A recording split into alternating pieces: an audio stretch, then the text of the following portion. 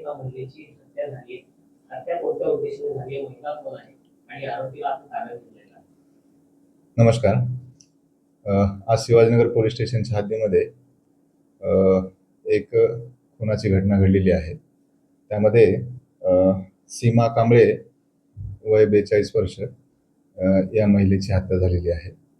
त्या हत्येचं प्राथमिक जे रिझन आहे ते आर्थिक व्यवहारातून झालेले ही हत्या आहे. आरोपीने महिलेकडनं काही पैसे घेतलेले होते.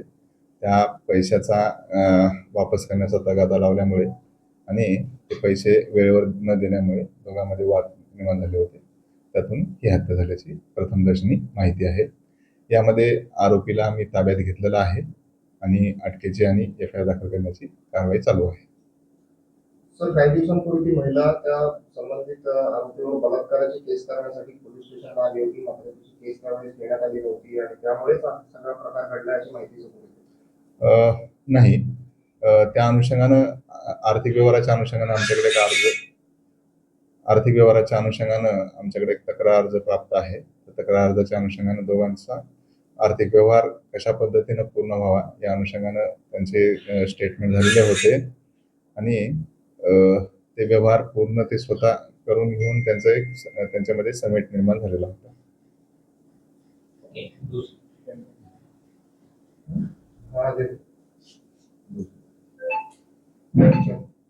एक मिनिट, हिंदीमध्ये का? नाही. सर, एक आठवड्यापूर्वी एक झाड पडून घटना घडली होती. त्या घटनेमध्ये आपल्या पोलीस ठाण्यामध्ये FIR वगैरे काही दाखल झालेली नाही, गुन्हा दाखल झालेला नाही. काय घटना होती आणि FIR का दाखल करून घेतली?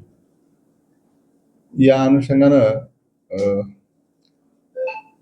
पोलीस स्टेशनला याविषयी तक्रार प्राप्त झालेली नाही असं आमचे सिनियर PI सांगितलेलं होतं.